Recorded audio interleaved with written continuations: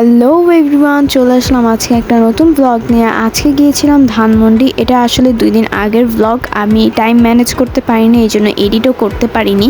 So আজকে গিয়েছিলাম Dhanmondi city কলেজের একটু সামনেই। গিয়েছিলাম হচ্ছে জেনে। এইটা ইনস্টা, ফেসবুক, ইউটিউব সব জায়গায় হয়তো তোমরা দেখে নিয়েছো।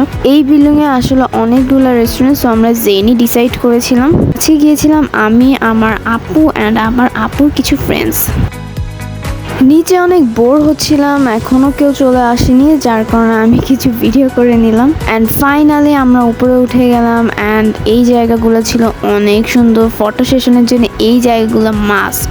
সো আমি এখানে বসে বসে মেনুটা দেখছিলাম। এখানে প্রাইস রেঞ্জ অনেক বেশি, বাট খাবার অনেক মজা। আমার কাছে প্রাইস রেঞ্জ অনুযায়ী খাবারের কোয়ালিটি অনেক ভালো লেগেছে। আমরা গিয়েছিলাম দুপুরে।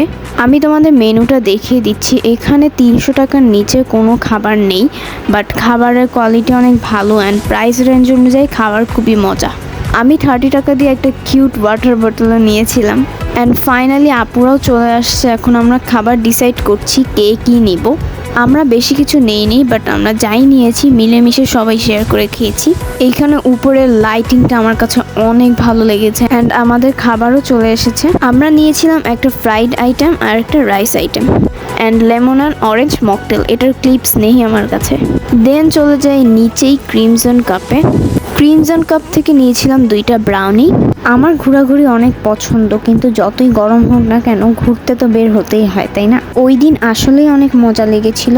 ধানমন্ডির আরও একটা ব্লগ আসবে, সো এটার জন্য ওয়েট করো। সো আজকের জন্য এইটুকুই। আল্লাহ হাফেজ।